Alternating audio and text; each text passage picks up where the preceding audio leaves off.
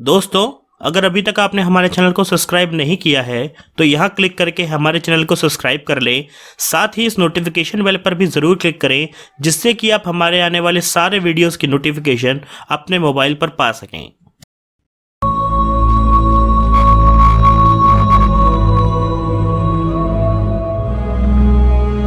नमस्कार दोस्तों, रहस्य टीवी इंडिया के इस भाग में आपका हार्दिक स्वागत है।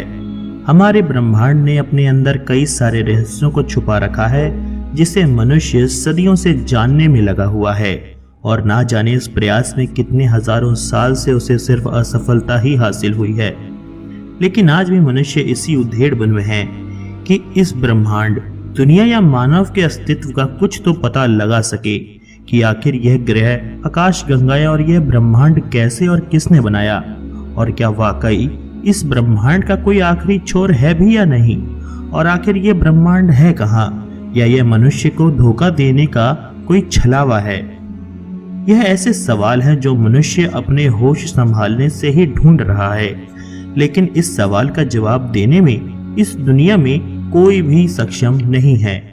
इसीलिए मनुष्य अब इस ब्रह्मांड में दूसरे ग्रहों और आकाश गंगाओं में मानव जैसी ही कोई सभ्यता को ढूंढने में लगा हुआ है, यह सोचकर कि क्या पता उनके मिलने से मानव को इस दुनिया के अस्तित्व का कुछ पता चल सके। लेकिन मानव इसमें भी अभी तक पूरी तरह से सफल नहीं हो पाया है, क्योंकि उसे दूसरी दुनिया के होने के संकेत और सबूत तो मिलते रहते हैं, लेकिन उनसे साक्षात मिलने में असफल रहा है। लेकिन अब हम मनुष्यों को दूसरी दुनिया के लोगों के द्वारा लिखी हुई किताब ही मिल गई है, क्योंकि यह साबित करती है कि हम मनुष्यों के अलावा भी दूसरी दुनिया के लोगों का इस ब्रह्मांड में अस्तित्व है। कहते हैं कि यह रहस्यमय किताब हजारों साल पहले अंतरिक्ष से धरती पर आकर गिरी थी। लगभग 270 पन्नों की यह किताब अपने अंदर इस ब्रह्मांड और मानव जाति के करोड़ों अनसुलझे रहस्य को अपने आप में लपेटे हुए है। यह किताब दुनिया भर में वॉयनिच मैन्युस्क्रिप्ट के नाम से प्रसिद्ध है। आज तक कोई भी यह नहीं बता पाया है कि इस किताब को किसने लिखा, लेकिन कार्बन डेटिंग टेक्नोलॉजी की सहायता से यह खुलासा हुआ है कि यह किताब 700 से 800 साल पुरानी हो सकती है।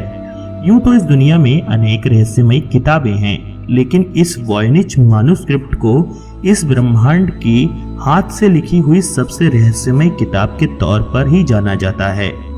कुछ विशेषज्ञ मानते हैं कि इस किताब को फार्माकोपिया के तौर पर तैयार किया गया होगा, जिसमें पेड़ पौधों के इस्तेमाल के बारे में लिखा हुआ है।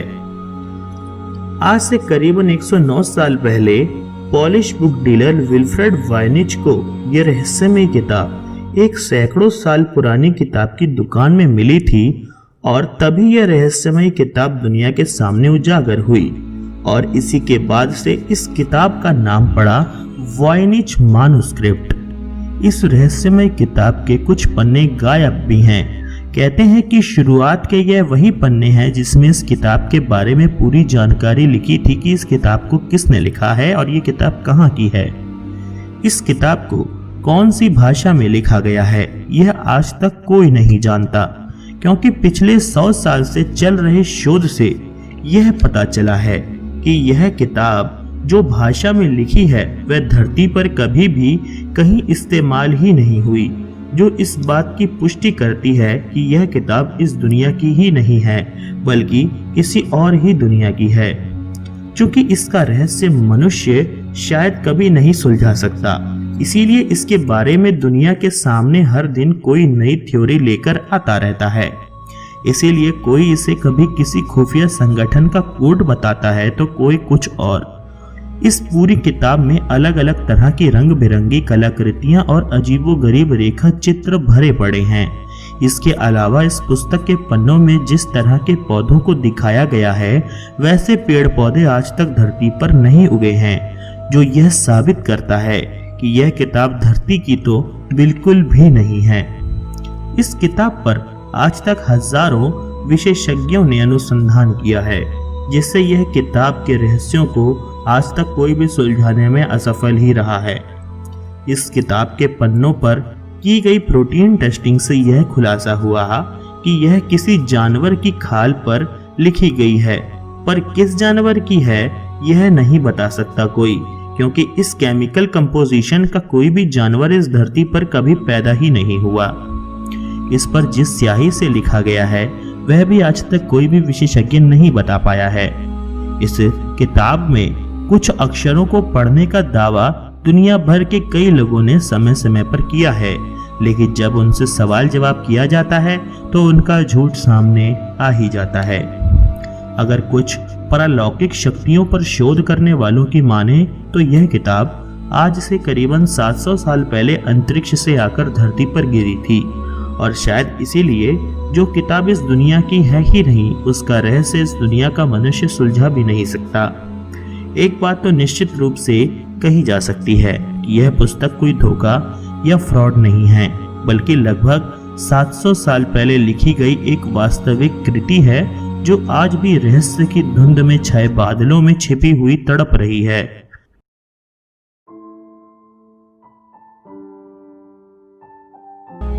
दुनिया में सबसे सभ्य और विकसित कहे जाने वाले देश अमेरिका में आज भी एक अनसुलझी पहेली है जिसे अमेरिका के सभी वैज्ञानिक, प्रकृति के जानकार और यूएफओ से संबंधित जानकारी रखने वाले भी हैरान हैं कि आखिर ये हिंदुओं का षड्यंत्र बना तो बना कैसे। इडाहो एयर नेशनल गार्ड के पायलट बिल मिलर ने 10 अगस्त 1990 को अपनी नियमित प्रशिक्षण उड़ान भरी। अचानक उन्होंने ओरेगन प्रांत की एक सूखी हुई झील की रेत पर एक विचित्र आकृति देखी। यह आकृति लगभग 1/4 मील लंबी चौड़ी और सतह में लगभग 3 इंच गहरी धसी हुई थी। बिल मिलर चौंके क्योंकि लगभग 30 मिनट पहले ही उन्होंने इस मार्ग से उड़ान भरी थी, तब उन्हें ऐसी कोई आकृति दिखाई नहीं दी थी। उनके अलावा कई अन्य पायलट भी इसी मार्ग से लगातार उड़ान भरते थे, लेकिन उन्होंने भी कभी इस विशाल आकृति के निर्माण की प्रक्रिया अथवा इसे बनाने वालों को कभी नहीं देखा था। आकृति का आकार इतना बड़ा था कि ऐसा संभव ही नहीं था कि पायलटों की निगाह से वह चूक जाए। सेना में लेफ्टिनेंट पद पर कार्यरत बिल मिलर ने तत्काल इसकी रिपोर्ट अपने उच्च अधिकारियों को दी कि ओरेगन प्रांत की सिटी ऑफ बर्न्स के 70 मील दूर सूखी हुई झील की चट्टानों पर कोई रहस्यमय आकृति दिखाई दे रही है। मिलर ने अपनी रिपोर्ट में लिखा कि यह आकृति अपने आकार और बनावट से किसी मशीन के द्वारा बनाई गई प्रतीत होती है। इस खबर को लगभग 30 दिनों तक आम जनता से छिपाकर रखा गया, लेकिन जैसे ही यह खबर टीवी चैनल पर आई और लोगों ने उस आकृति को देखते ही समझ लिया कि यह आकृति हिंदू धर्म का पवित्र चिन्ह षड्यंत्र है। परंतु किसी के पास इस बात का जवाब नहीं था कि आखिर हिंदू आध्यात्मिक यंत्र की विशाल आकृति ओरेगोन के इस वीरान स्थल पर कैसे और क्यों आई। 14 सितंबर को अमेरिका की प्रेस ने इसे प्रमुखता से दिखाया और इस पर चर्चाएं शुरू होने लगीं। शोधकर्ताओं ने आश्चर्य व्यक्त करते हुए कहा कि अगर इतनी बड़ी आकृति को बनाने के लिए यदि जमीन का सिर्फ मुआयना भर किया जाए तो कम से कम $1 लाख खर्च होगा। षड्यंत्र की बेहद कठिन संरचना और उसके कठिन डिजाइन को देखते हुए जब इसे सादे कागज पर बनाना ही इतना मुश्किल है, तो सूखी झील में आधे मील की लंबाई चौड़ाई में जमीन पर इस डिजाइन को बनाना तो बेहद ही मुश्किल और लंबा काम है। यानी मनुष्य द्वारा तो यह आकृति रातों रात नहीं बनाई जा सकती। तमाम माथापच्ची के बाद यह निष्कर्ष इसलिए भी निकाला गया क्योंकि जितनी विशाल यह आकृति थी उस हिसाब से इसे जमीन पर खड़े रहकर बनाना असंभव है, बल्कि इस आकृति को जमीन पर खड़े होकर पूरी तरह से देखा भी नहीं जा सकता और इसे देखने के लिए भी सैकड़ों फुट की ऊंचाई चाहिए। अंत में तमाम विद्वानों, प्रोफेसरों, आस्तिक, नास्तिक और अन्य धर्म के प्रतिनिधियों से इस बात पर सहमति हुई कि निश्चित ही यह आकृति किसी रहस्यमय घटना का नतीजा है। फिर भी वैज्ञानिकों की शंका दूर नहीं हुई तो यूएफओ पर रिसर्च करने वाले 2 वैज्ञानिकों ने 15 सितंबर को इस आकृति वाले स्थान का दौरा किया और अपनी रिपोर्ट में लिखा कि इस आकृति के आसपास उन्हें किसी मशीन या टायरों के निशान नहीं दिखाई दिए, बल्कि उनकी खुद की बड़ी स्टेशन वैगन के पहियों के निशान उन चट्टानों और रेत पर तुरंत आ गए थे। ओरेगॉन विश्वविद्यालय के डॉक्टर जेम्स ज़ेड्रॉफ ने इस अद्भुत घटना पर यूएफओ और परावैज्ञानिक शक्तियों से संबंधित एक रिसर्च पेपर भी लिखा, जो a symbol on the Oregon desert के नाम से 1991 में प्रकाशित हुआ। अपने रिसर्च पेपर में उन्होंने लिखा है कि अमेरिकी सरकार अंत तक अपने नागरिकों को इस दैवीय घटना के बारे में कोई जानकारी नहीं दे सकी, क्योंकि इसे शायद मनुष्य ने बनाया ही नहीं है। कई नास्तिकवादी इस कहानी को झूठा और षड्यंत्र की आकृति को मानव द्वारा बनाया हुआ सिद्ध करने की कोशिश करने वहां जुटे, लेकिन अपने तमाम आधुनिक उपकरणों के बावजूद भी इस षड्यंत्र की नकल नहीं कर सके। इस तरह तमाम कोशिशों के बावजूद यह आज भी एक रहस्य है कि कब, कैसे और क्यों बना अमेरिका में यह विशालकाय षड्यंत्र। दोस्तों, आज के एपिसोड में इतना ही। अगर आपको यह एपिसोड पसंद आया तो इस पे 4000 लाइक्स दें और इसे अपने दोस्तों से फेसबुक या व्हाट्सएप के द्वारा ज्यादा से ज्यादा शेयर करें। आशा करता हूँ कि मैं आपको अपने अगले भाग में भी देखूंगा। तब तक के लिए नमस्कार।